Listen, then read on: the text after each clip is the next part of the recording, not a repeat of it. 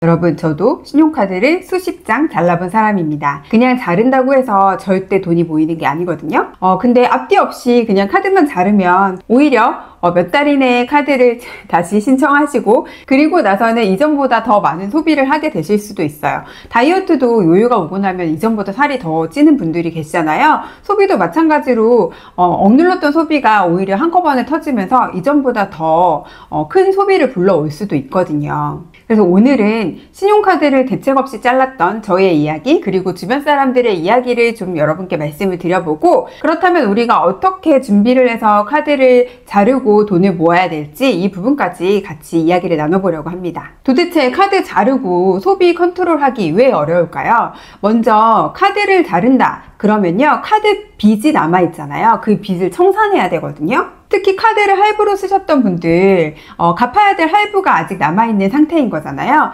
그리고 할부는 아니지만 주로 일시불로 결제를 했지만 이전 달에 과하게 쓰셨다라고 하면 이번 달에 받은 월급으로 그 카드 값을 갚아야 되는 거죠. 그러면 이제 남은 월급이 얼마 안 될 텐데 이 돈으로 한 달 생활을 하셔야 되는 그런 상황이 생기는 거예요. 한 달에 카드 값이 200만 원씩 나오던 사람이 갑자기 5, 60만 원으로 한 달을 살으라고 하면 가능할까요? 그래서 보통은 보너스가 나오는 달에 맞춰서 카드를 자르거나 혹은 가지고 있던 예적금을 깨서 그 카드 빚을 다 상환하고 한 달 생활비를 마련을 해서 이제 체크카드로 갈아타시는 분들이 많이들 계시죠.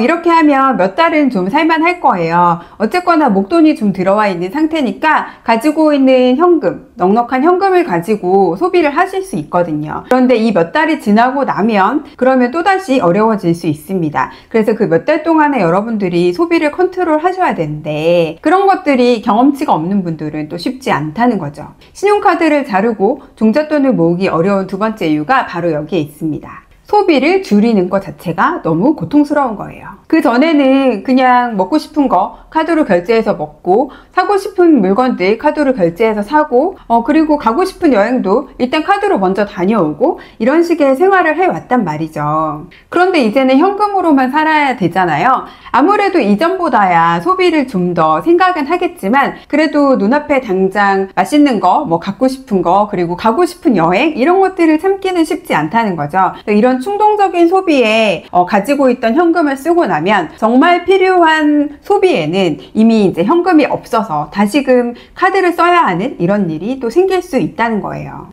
신용카드를 자르고 체크카드만 쓰면 되는 거 아닌가요? 해결되는 거 아닌가요? 라고 말씀하시는 분들이 계실 것 같은데요. 저도 이걸 여러 번 해봤는데 매번 실패를 했던 게, 제가 옷을 굉장히 좋아하거든요. 그래서 예쁜 옷이 있으면 너무 사고 싶은 거예요. 그러면 이제 머릿속에서 그걸 사기 위한 갖은 방법을 다 찾아내거든요. 그래서 결국은 주식 사려고 모아놨던 돈에 있던 CMA 통장에 있던 돈을 이 체크카드 연결되어 있는 통장으로 이체해서 그 옷을 사고야 마는 이런 일도 있었어요. 그래서 소비가 정리가 먼저 되지 않고 내가 이런 것들을 조절하는 힘이 없는 상태에서 신용카드를 자른다? 그것은 그냥 다시 한번 또 실패를 한 번 더 하는 연장선에 불과하다. 이런 생각을 저는 하게 됐습니다. 소비는 습관이라고들 하잖아요. 3살 버릇은 또 여든까지 간다는 말도 있고, 제 버릇은 걔 못 준다 이런 말이 있듯이, 이 소비가 하루아침에 카드를 자른다고 해서 쌓아왔던 내 습관이 하루아침에 고쳐지는 게 절대 아니더라고요. 그래서 이런 것들이 선행되지 않고 카드만 자른다? 절대 성공할 수 없습니다, 여러분. 그리고요, 혹시나 이제 카드를 잘 잘랐어요. 이전에 가지고 있었던 할부라던가, 카드값 다 청산했고, 그리고 그 체크카드를 발급 받아서 소비도 좀 열심히 줄이고 컨트롤을 열심히 하면서 이제 빚 없이 내 돈을 좀 모아가야겠다, 모아갈 만하다 라고 됐을 때쯤에 무슨 일이 생기냐면요, 큰 돈이 나갈 일이 꼭 생깁니다. 정말 신기하게 그렇더라고요. 제가 네이버에서 제린스 라이프라는 카페를 운영하고 있고, 그 이전에는 이제 또 다른 커뮤니티에서 이렇게 짠테크, 종잣돈 모으는 거 많은 분들이랑 함께 했거든요. 그런데 이제 과거에 무절제한 소비를 하셨던 분들이 그 생활을 딱 청산을 하고 열심히 좋은 습관을 막 만들어 갔어요. 그리고 이제부터 정말 제대로 돈 좀 모아봐야지 라고 하는 순간에 가장 많이 생기는 일이 뭐냐면, 가족 중에 누군가가 치과에 갑니다. 치과는 한번 가면 보면 큰돈 드는 일이 굉장히 많이 생기잖아요. 그래서 또 눈물을 머금고 저축이 이제 미뤄지는 거죠. 아니면 가전제품이 고장나서 새로 바꿔야 하는 일들이 생깁니다. 뭐 냉장고, 세탁기, 밥솥, 뭐 기타 등등의 꼭 큰 돈 나갈 만한 그런 어떤 물건들이 고장이 나는 거죠. 아니면 집을 이사해야 하는 일이 생기기도 하고요. 또 최근에 몇몇 분들은 휴대폰을 분실하거나 아니면 휴대폰이 고장이 나고 액정이 깨지고 등등의 일들로 또 큰 지출이 발생하는 분들도 꽤 계시더라고요.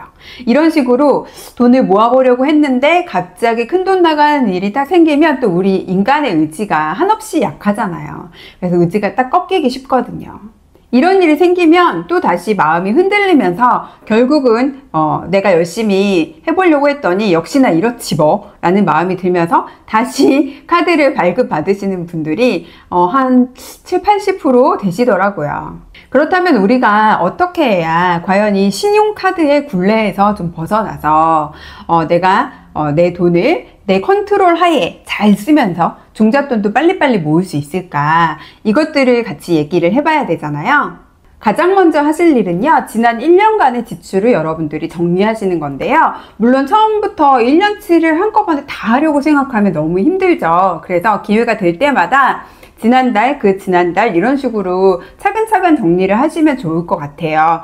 왜 1년치냐면요. 당연히 관리비나 보험료, 통신비, 그리고 아이들 학원비, 이렇게 매달 나가는 비용, 그리고 일정하게 나가는, 생활비 같은 것들 있잖아요. 장을 보고 외식을 하고, 친구를 만나고 하는 등등의 이런 비용들은 매달 큰 차이는 없을 거예요. 하지만 3개월에 한 번씩 나가는 비용들이 또 많이들 있으시거든요. 운동을 결제한다던가, 이런 것들, 학습지 결제라던가, 이런 것들도 있고, 또 1년에 한 번 가는 여름 휴가 비용이라던가 아니면 가족 간의 그런 경조사, 부모님 생신, 남편과의 결혼 기념일 등등등 이런 것들이 꽤 생각보다 많아요. 그래서 그 달에 일어나는 정기적이지 않은 지출, 비정기 지출까지 파악을 하려면 그래도 1년치를 여러분들이 파악을 하시는 게 좋습니다. 저는 1년치 가계부를 엑셀에 다 넣어놓고 1월달부터 12월달까지 예산, 정산 이렇게 쭉 넣어놓고 이제 1년치를 한꺼번에 정리를 한 적이 있었어요. 이렇게 쭉 적어놓고 나니까 빵꾸가 나더라고요. 애초에 제가 옷을 사 입거나 아니면 여행을 1년에 4번씩 간다거나 이런 건 사치였던 거예요. 제가 저축을 할 거였다면. 그럼 저축을 안 하고 그냥 즐기면서 살 거면 옷도 사 입어도 되고 여행도 가도 되고 하고 싶은 걸 해도 그렇게 모자란 돈은 아니었는데 저는 이제 저축을 하겠다고 생각을 해서 먼저 선 저축을 딱 해놓고 그 다음에 또 이런 하고 싶은 것들을 다 했던 거죠. 그러니까 이제 매달 카드값이 조금씩 빵꾸가 나고 이 빵꾸가 난 걸 메꾸려다 보니까 저축하려고 모아놨던 그 돈을 다시 깨서 카드값을 내고 이런 악순환이 계속 반복이 됐던 거예요. 그래서 1년치 가계부를 여러분들이 적어보시고 나는 1년 동안 예상되는 소득은 얼마인데 내가 쓰고 있는 돈은 얼마구나, 저축이 가능한 돈은 얼마구나 이런 것들을 정확히 파악하시는 게 좋습니다. 여기까지 정리를 하셨다라고 하면 그 다음 두 번째 하실 일은 어디서부터 소비를 줄여나갈 건지를 결정하셔야 됩니다. 보통 우리가 돈을 많이 쓰는 항목들은 다들 알고 계세요. 내가 어디서 낭비를 하고 있는지 모르지 않습니다. 아까 저는 옷을 좋아한다고 말씀드렸잖아요. 때때로 인터넷 쇼핑몰에서도 옷을 많이 사고 백화점 같은 데 가서도 꽤 많은 돈을 썼었거든요. 근데 제가 여기다가 옷에다가 돈을 이렇게 많이 쓴다는 건 결국은 뭐예요? 옷을 좋아한다는 거잖아요. 그래서 많은 돈이 나가는 거니까 여기서부터 내가 좀 소비를 줄이겠다라고 생각하면 실패 가능성이 너무 높습니다. 가장 좋아하는 소비를 억지로 참아야 되니까요. 여러분 얼마나 힘들겠어요.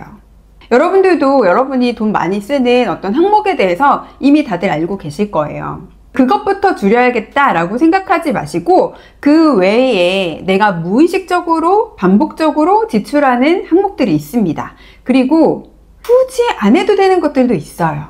저 같은 경우는 지출 정리를 쫙 해보니까 택시를 좀 많이 타더라고요. 그리고 네일아트 같은 거 한 번씩 받고, 지금은 전혀 네일아트 하고 있지 않거든요. 굳이 안 해도 된다고 생각을 하는 항목이라서. 그리고 이제 미장원 같은 데도 생각보다 이제 염색이나 이런 것들을 자주 했었었는데, 사실 제가 흰머리가 나지 않아서 굳이 염색을 할 필요가 없겠더라고요. 이런 항목들, 굳이 내가 이걸 해야 되나? 이거는 안 해도 될 것 같은데? 라는 항목에서 소비를 줄여 나가기 시작했어요. 근데 이런 것들에서 소비를 점점 줄여 나가다 보면, 그래서 돈을 남기는 게 눈에 보이다 보면요, 점점 재미가 있어져요. 그래서 제가 좋아하는 항목에서도 돈을 좀 아껴 봐야겠다라는 생각이 들거든요. 그래서 너무 고통스러운 것부터 줄이려고 하면 실패할 가능성이 높기 때문에 내가 좀 편하게 줄일 수 있는 항목을 찾아내는 거, 그게 필요한 것 같고, 그러려고 우리가 아까 지출 분석을 한 거니까요. 여러분은 어떤 항목부터 시작을 하면 좋을지 스스로 좀 결정하셨으면 좋겠어요. 효과가 조금 떨어질 수는 있죠. 왜냐하면 좋아하는 거에 더 많은 돈을 썼을 테니까. 하지만 성공 확률은 이쪽이 더 높으니까 무의식적인 소비, 반복적인 지출 이런 것들을 잘 찾아내셨으면 좋겠습니다. 그리고 우리가 세 번째 이제 시도해야 될 것은 신용카드를 자르지 않은 상태에서 체크카드를 먼저 만드시는 거예요. 신용카드를 자르라고 하면 많은 분들이 굉장히 압박감을 느끼시거든요. 근데 굳이 그럴 필요 없잖아요. 어차피 잘라봤자 다시 만들면 그만인데, 그러니까 나는 당장 이 신용카드 없이 살 자신이 없다 하시는 분들은 카드 그냥 놔두시고 체크카드를 하나 더 만드세요. 이때 혜택이나 이런 거 너무 따지지 마시고 그냥 여러분들이 자주 사용하시는 은행 쓰시면 될 것 같아요. 혜택이나 이런 것들 따지기 시작하면 결국 또 돈을 쓰겠다는 얘기밖에 안 되거든요. 그래서 아무 체크카드나 만드시고, 그리고 그 체크카드 연결되어 있는 통장에는 여러분의 일주일치 생활비만 넣어두시는 거예요. 그래서 주 단위로 생활비를 관리하시는 연습을 하시는 거죠. 이때 지갑에 신용카드랑 체크카드 둘 다 갖고 다니시면 소용이 없겠죠. 그래서 신용카드는 자르진 않았지만 집에 놔두시고 밖에 나가실 때는 체크카드를 들고 나가시는 것부터 훈련을 하셨으면 좋겠습니다. 아니, 이럴 거면 신용카드 잘라버리지 뭐하러 가지고 있나요? 라고 말씀하실 수 있는데요. 어차피 안 쓸 거긴 한데, 그렇지만 카드를 자르는 것 자체에 너무 두려움을 느끼시는 분들이 많으니까 이런 방법도 있다 라고 말씀드리는 거예요. 다음으로 우리가 할 일은요, 소비를 지연시키는 연습을 하는 거예요. 소비를 무조건 하지 말라는 게 아닙니다. 딱 한 번만 참자는 거예요. 제가 옷을 굉장히 좋아한다고 말씀드렸잖아요. 백화점에 다른 거 사러 갔는데 지나가다가 너무 마음에 드는 옷을 발견하는 때가 굉장히 많습니다. 생각보다 자주 있어요. 그런데 이제 그 옷값이 충동적으로 살 수 있는 그런 금액은 아니잖아요. 그래서 막 만지작 하고 있으면 또 직원이 와서 입어보라고 권하고, 그러면 입어보면 또 마음에 들잖아요. 그럼 또 직원분이 이제 마침 이 옷이 세일하고 있다, 혹은 이 옷이 마지막 남은 한 벌이다, 이런 식으로 저를 계속 꼬시잖아요. 근데 그때마다 그 꼬임에 넘어가지 않기 위해서 제가 스스로 생각했던 방법은 내일 다시 오자, 우나야 내일 다시 살 수 있어, 이런 식으로 저를 설득을 했어요. 이게 집에 가서도 계속 생각이 나고 계속 갖고 싶다면 다음날 다시 사면 되니까, 그때는 제가 예산을 미리 짜서 딱 통장에 돈을 넣어서 체크카드로 결제할 수 있게 준비를 해서 가서 살 수 있는 거잖아요. 그렇게 딱 한 번 참기를 연습을 했는데 이게 생각보다 너무 효과가 좋더라고요. 막상 다음날에요, 이거 굳이 가야 될까? 귀찮은데?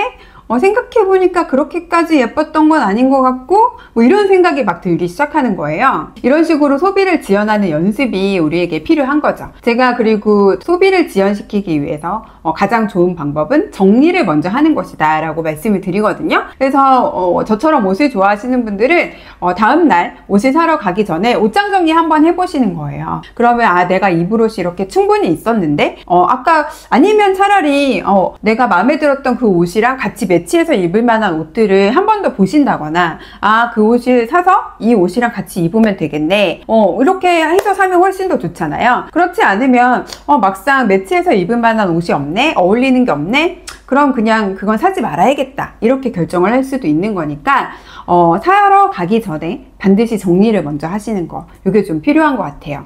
장 보러 가기 전에도 냉장고 정리를 먼저 해야 되는 거고, 신발 사러 가기 전에 신발장 정리 먼저 하시는 거고요. 화장품 사러 가기 전에, 올리브땡 가기 전에 화장대 정리 먼저 하고, 이렇게 기본적으로 내가 어떤 것들을 가지고 있는지, 뭐가 부족한지 한 번 정도 정리하고 물건을 소비하는 게 훨씬 더 알차게 소비할 수 있는 방법이겠죠. 이렇게 우리가 지난 1년간의 지출을 차근차근 정리하면서 내가 1년 동안 총 얼마를 벌어서 얼마를 쓰고 있는데 번 돈보다 나가는 돈이 얼마가 더 많구나. 그러면 이 금액을 어떻게든 줄여야겠다. 그럼 어디서부터 줄이지? 내가 좋아하는 소비 말고 내가 무의식적으로 그냥 하고 있었던 소비 혹은 굳이 안 해도 될 것 같은 그런 소비부터 출발을 해서 조금씩 줄여나가고 가능하면 나의 충동적인 소비가 일어나는 내가 정말 좋아하는 항목에서도 조금 이제 더 이 레벨을 올려서 소비를 지연시키면 좋겠다라고 말씀을 드려봤어요. 이렇게 소비를 조금씩 컨트롤하는 능력이 생기시면요. 점점 당연히 신용카드 값이 더 적게 나오면서 어느 순간 카드 값이 제로가 되시겠죠. 그러면 여러분 그때는 카드를 잘라도 여러분이 전혀 불안하지 않으실 거예요. 근데 여기까지만 하면요. 이게 지속되기가 또 힘들어요. 우리가 좋은 습관은 나한테 가져오기가 너무 힘든데 나쁜 습관은 또 순식간에 내 걸로 만들어버리는 게 있잖아요. 이렇게 좋은 습관을 잠깐 여러분이 한 3개월, 6개월, 한 1년 넘게 하고 있다가도 내적인 어떤 변화가 생긴다거나 그러면 또다시 옛날로 돌아가기가 너무 쉽거든요. 그래서 이런 것들을 하는 것도 중요한데 마지막으로 여러분이 하셔야 되는 게 보상 시스템을 만드셔야 돼요. 왜 여러분 열심히 한 달 동안 일을 해서 월급 딱 받으면 그날 미뤄왔던 소비 많이 하시잖아요. 나에게 주는 선물이라면서 이것도 똑같은 거죠. 이렇게 소비를 참고 지연시키고 절약을 해서 종잣돈을 모으는 것 너무 좋지만 이렇게만 하면 좀 재미가 없을 수 있거든요. 그리고 내가 이걸 계속 참는 이 과정에서 스트레스가 많이 쌓일 수도 있기 때문에 반드시 보상 시스템이 필요한데요. 열심히 아꼈는데 다시 나한테 선물을 주라고 물건으로? 그러면 좀 별로잖아요. 그래서 저희 제린스 라이프 카페에 계신 분들은 어떻게 하고 있냐면 일주일치 생활비를 정한 예산 안에서 잘 소비를 하시고 그리고 그 예산 안에서도 최대한 남겨보려고 노력을 하시거든요. 그렇게 좀 한 일주일에 내가 아낀 돈이 5,000원이다, 10,000원이다, 혹은 10만원이다. 그러면 그 돈만큼의 주식을 사는 걸 하고 있습니다. 1,000원, 5,000원으로 주식 살 수 있나요? 네, 살 수 있어요. 여러분도 많이 알고 계시죠? 소수점 주식 살 수 있습니다. 그렇게 해서 소수점 주식 모으는 걸 같이 하고 있는데 다들 너무 좋아하세요. 일단 1,000원, 5,000원 부담도 없고 내가 아낀 돈으로 이걸 사는 거잖아요. 너무 뿌듯해 하다고 하시거든요. 어차피 내가 썼을 돈이잖아요. 생각을 안 했으면 그거보다 더 썼을 수도 있고 그나마 우리가 예산과 정산이라는 걸 하면서 생각을 하면서 썼던 건데 그 생각을 하는 와중에도 내가 열심히 노력해서 아낀 돈으로 나를 위한 주식을 산다 라고 생각하니까 너무 다들 좋으시대요. 그리고 심지어 이제 그런 것들을 좀 오래 하신 분들은 수익도 꽤 많이 나거든요. 그러니까 이 푼돈이 심지어 몇십 프로 수익도 내주네? 이래서 굉장히 뿌듯해 하십니다. 그래서 여러분들도 여러분들에게 맞는 보상 시스템을 만드시는 게 우리가 이런 절약과 종잣돈 만들기를 좀 더 오래 지속할 수 있게 만들어주니까 꼭 한번 만들어 보세요. 만약에 나는 소수점 주식 싫고 나를 위해서 그래도 한 달에 한번 커피랑 디저트 케이크 이런 거 먹고 싶어요. 괜찮습니다. 그 정도 하셔도 되고요. 아니면 한 달에 한번 이렇게 정산을 하는 날에 가족들이랑 같이 치킨 정도 먹어도 저는 괜찮을 것 같아요. 물론 치킨값 이상을 아끼셔야겠지만 열심히 같이 노력을 해준 가족들이랑 함께 즐길 수 있는 시간도 필요한 거잖아요. 그런 것도 굉장히 의미가 있을 것 같고 어떤 것이 됐든 반드시 보상이 좀 따라와야 된다라는 말씀을 드려봤어요. 오늘은 오래간만에 이제 주식 이야기가 아니라 돈을 모으는 이야기, 절약하는 이야기 이런 것들을 좀 해봤는데요. 아무리 돈을 잘 불려도 결국 내 돈을 잘 관리하지 못하면 부자가 될 수 없겠죠. 돈이 불어나는 속도보다 쓰는 속도가 더 빠르다면 무슨 소용이 있겠어요? 그런데 많은 사람들이 돈이 없는데 무슨 관리를 해 이렇게 얘기하시거든요. 근데 절대 그렇지 않습니다. 우리가 나중에 부자가 되려면 지금 이 작은 돈부터 잘 관리할 수 있어야 돼요. 얼마 안 되는 돈도 관리가 잘 안 되는데 엄청 큰 돈을 무슨 수로 관리를 하겠어요. 제가 운영하고 있는 네이버의 제린스 라이프 카페에서는 저희가 모종 클래스라는 걸 운영하는데 모아라 종잣돈의 약자예요. 그 모종 클래스에서는 날마다 예산과 정산을 하거든요.